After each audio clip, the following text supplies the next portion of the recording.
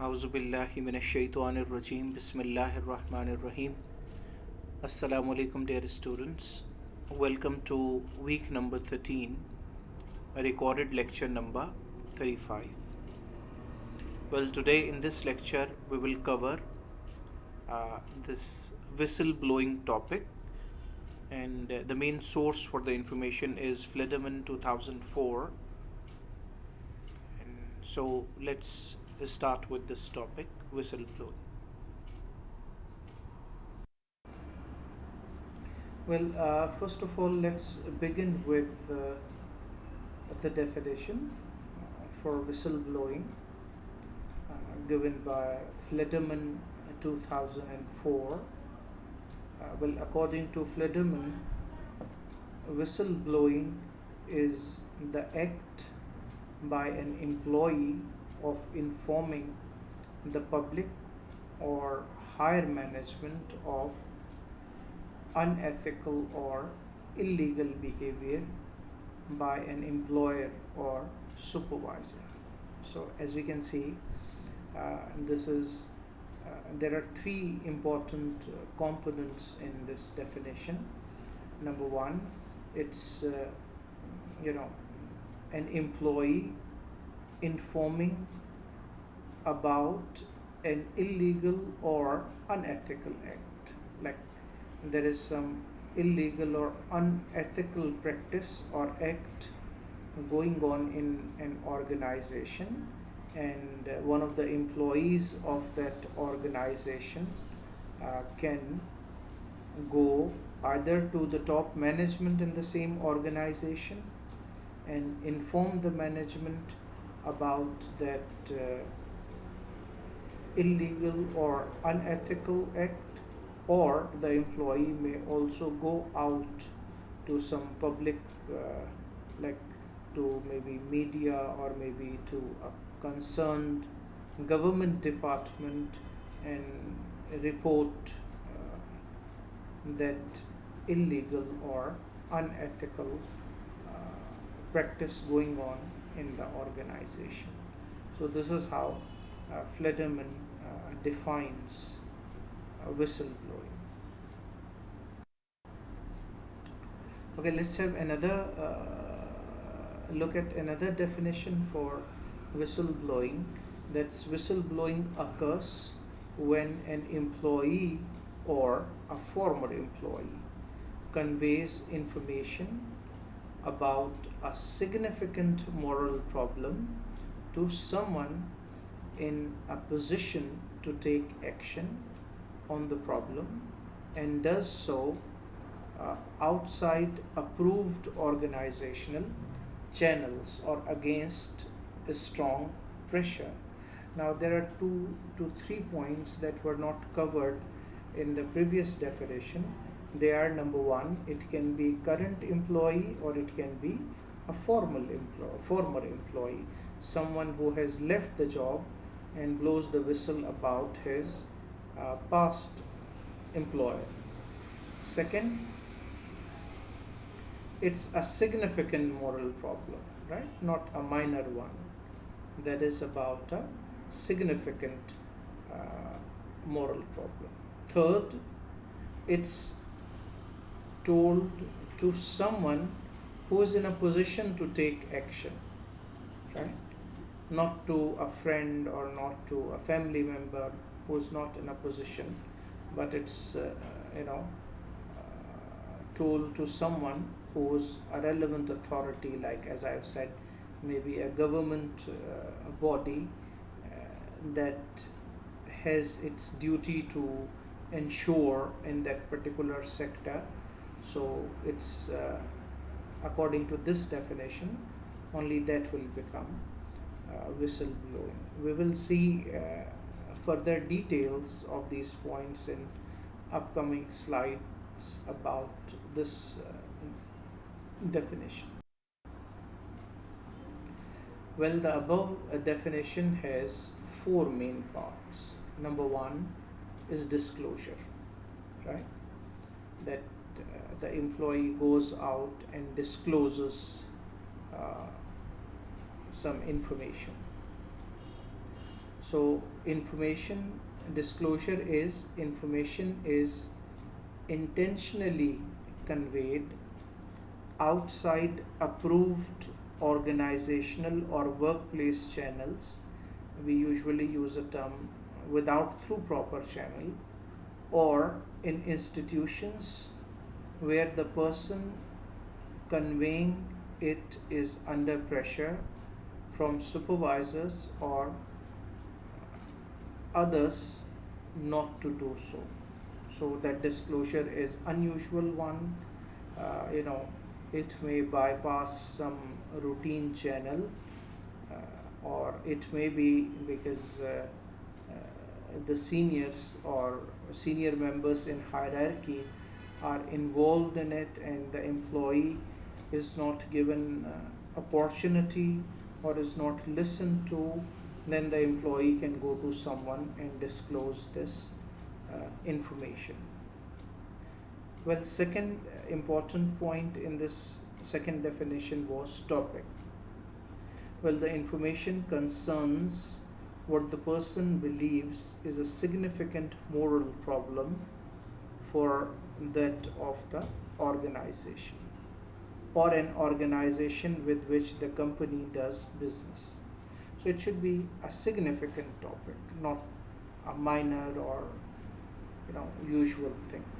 So examples of significant problems are serious threats to public or employee safety and well-being. It can be a criminal behavior, it can be unethical policies or practices, and injustices to workers within the organization. So this is going to be nature of the topic. Well, third, it's the agent.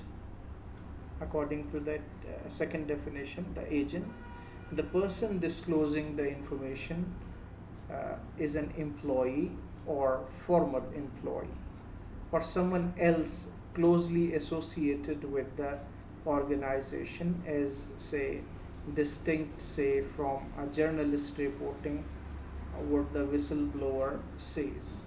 So agent is someone who actually reports that problem to those who are in a position to make a decision. Then the fourth part or important element of the second definition is recipient, someone who receives that information. Well, the information is conveyed to a person or organization that is in a position to act on the problem, as distinct, for example, to telling it to a family member or a friend who is in no position to do anything. So if someone has shared it with a friend or a family member, that may become a gossip or something like that, but it won't be whistleblowing according to this definition, because the person to whom the problem is reported is not in a position to take any decision about that problem. So the desired response or action might consist in remedying the problem or merely all alerting affected parties. So these four things are important while discussing whistleblowing according to the second definition that we have covered.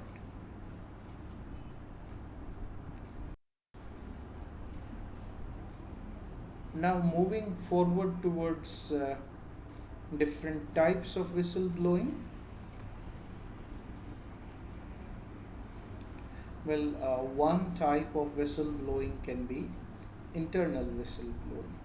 It's when an employee goes over to the head of an immediate supervisor to report a problem to a higher level of management. For example, just for the sake of understanding, that a student has some problem and he or she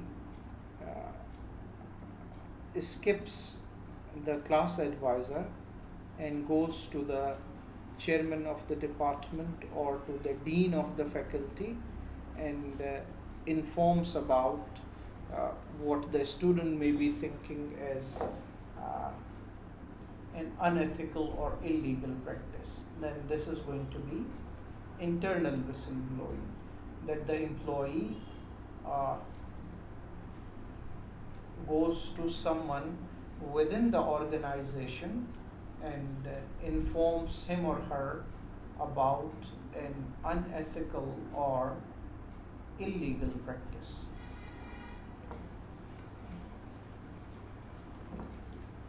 Now, second type of whistleblowing is external whistleblowing, like when the employee goes outside the company and reports wrongdoing to newspaper or law enforcement authorities. For example, an employee in an organization believes there is some illegal or unethical practice going on, and the employee decides to go outside the organization, like he or she may approach a journalist or a newspaper or a law enforcing agency, like in our case can be police or can be a relevant department, government department, which is responsible for the relevant case.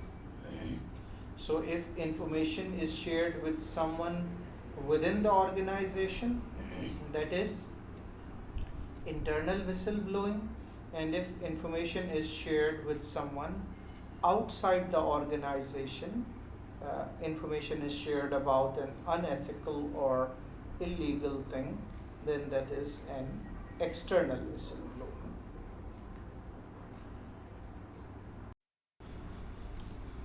Okay, so third type of whistleblowing is acknowledged whistleblowing. Well, in acknowledged whistleblowing, the whistleblower reveals his or her identity and name. Nothing is hidden. Openly, the whistleblower claims or reports that case, as we can see the definition given here as well. Employee puts his or her name behind the acquisition and is willing to withstand the scrutiny on by his acquisitions, like you might have read in newspaper sometimes also that Mr. or Ms. so and so from that organization reported this, whatever the acquisition that employee gives. So in that case, identity of the person is revealed, and then the person is also willing to to face the hardships or the legal complications that he or she might be subjected to. So this type is called acknowledged whistleblowing. Now the fourth and final type of whistleblowing is anonymous whistleblowing. Well, in anonymous whistleblowing, the whistleblower the whistleblower does not reveal his or her identity. As you may have heard in different news report that according to our sources, this is going on in an organization, or according to an employee in that organization is involved in this one unethical practice or this one illegal practice. So as defined here, when the whistleblower refuses to divulge his or her name when making the acquisitions. In this case, whistleblower openly does not blow the whistle, but uh, keeping his or her identity hidden, the person blows the whistle or informs others about that unethical or illegal activity that he or she thinks is going on at the workplace.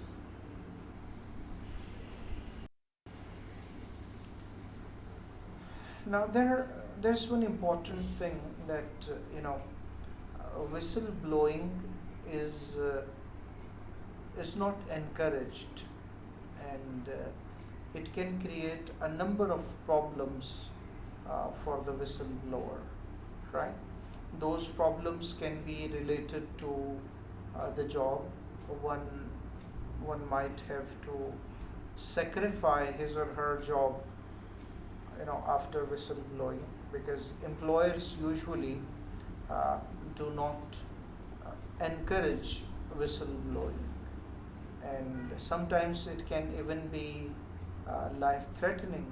It depends on the sort of circumstances and the law and order situation in the particular country or in the particular context, and it also depends on the nature of the whistleblowing.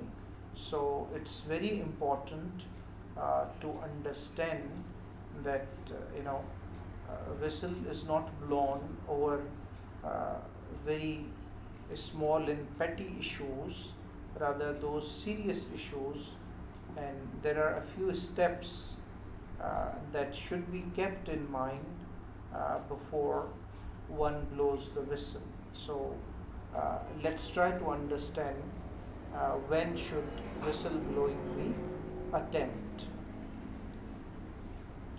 Number one, need. Whistleblowing should be attempt when there is a serious harm that can be avoided by blowing the whistle. As I have already said, there can be dozens of disagreements you may have at your workplace, right? And there may be some minor harms, you know,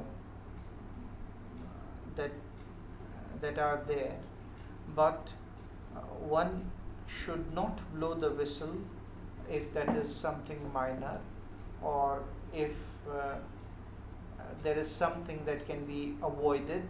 So in over every small thing there should not be whistle blowing. So when there is a real need, when the problem is very serious of someone's like life, or maybe of some serious organizational interest or some national interest, or something is serious and harmful for common public, only in such cases it creates need for whistleblowing. So the first thing one should analyze is the need. Is there really some need to blow the whistle? If there is something serious, yes, but if it is not serious, then maybe whistle should not be blown. Second, its proximity. Well,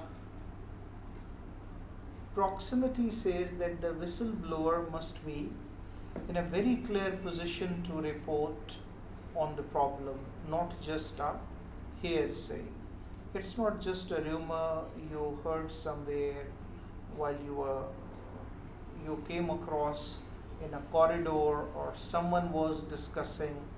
Then you will not be able to justify it.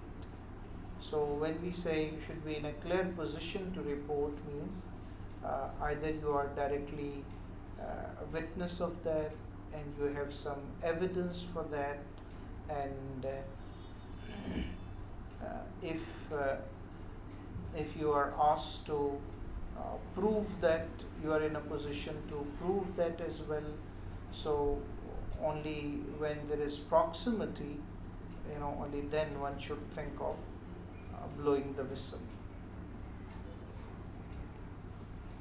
Third, capability. There is also a reasonable chance of success in stopping the harmful activity. Well, if you think, despite you blow the whistle, nothing is going to change, and say there is so much of corruption, or you know there are hardly any chances of success, then it's preferable not to blow the whistle. You know, in that case, the whistleblower would be putting himself or herself in a danger, and the final result is going to be nothing. So there should also be capability is the third factor that should be kept in mind while attempting to blow the whistle. Okay, next thing, that is the last resort, when there is no one else more capable or more proximate to blow the whistle. Okay?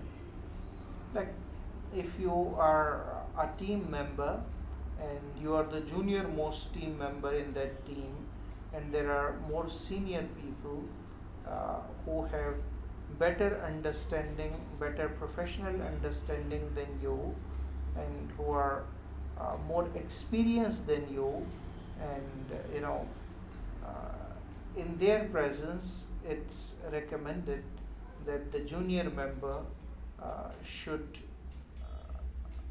wait and should first see whether the senior members blow the whistle, because in certain cases you may be thinking that is wrong, but actually that can be a normal practice that you could not understand, or because of being junior, you do not have complete knowledge and understanding of that problem.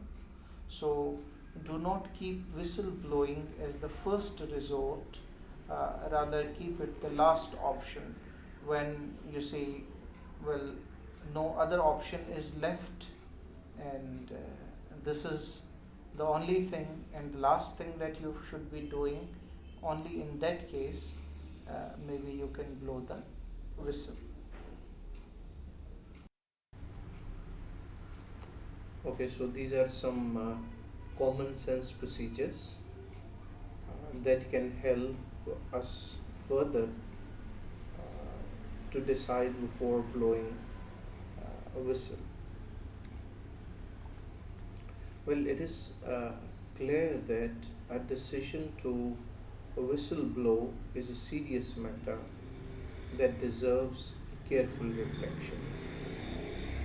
There are several rules of practical advice and common sense that should be heeded before taking this action.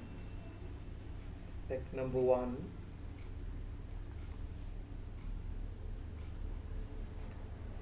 except for extremely rare emergencies, always try working first through normal organizational channels. Get to know both the formal and informal, that's unwritten, rules for making appeals within the organization.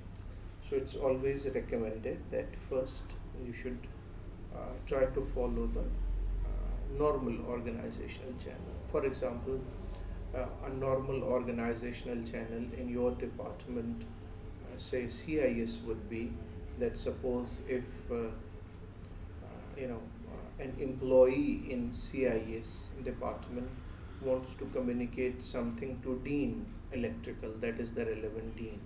So the normal organizational channel would be that he or she communicates that to the chairman of the department, then chairman of the department communicates it to the dean of the faculty, and then if it has to go to the PVC or to the VC, it goes this way. So this is formal and normal organizational channel. So first, every effort should be made, that things are kept on formal organizational channels. Number two, be prompt in expressing objections. Waiting too long may create the appearance of plotting for your advantage and seeking to emba- embarrass embarrass a supervisor. So, if you have objection, do not wait for too long. You can immediately go through proper channel and communicate. But even going through proper channel, one has to be very careful, uh, you know, to while blowing the whistle against someone. Even through proper channel, it can be something difficult. So be very sure that it's very important that you need to go ahead with. Okay, moving ahead with the common sense procedures. We have number 3 that says proceed in a tactful, low key manner, be considerate of the feelings of others involved, always keep focused on the issues themselves, avoiding any personal criticism that might create antagonism and deflect attention from solving those issues. So, one should not make it a personal issue so that the receiver starts having an idea it is maybe because you do not have good relationship with the person whom you are complaining about. So keep the person and matter separate, be objective, and do not just blame too much to that person, but directly go to the problem that you are reporting.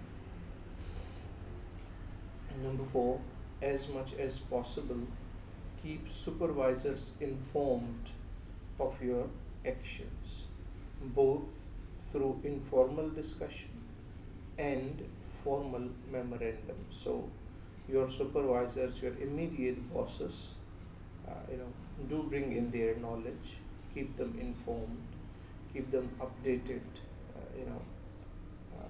about the whistleblowing you are trying to attempt. So you can maybe start with informal discussions first. Maybe they are going to realize it and correct it, but if there is need, then you may follow the proper channel for formal or written communication, like memorandum or official email, etc. Number 5, be accurate in your observations and claims and keep formal records documenting relevant events. Obviously, when you are going to blow the whistle, you will definitely require evidences. It's not just going to be how you think or how you feel. So, do keep a record of all those relevant events that you think you will require while blowing a whistle against that particular unethical or illegal thing. Well, consult trusted colleagues for advice, avoid isolation.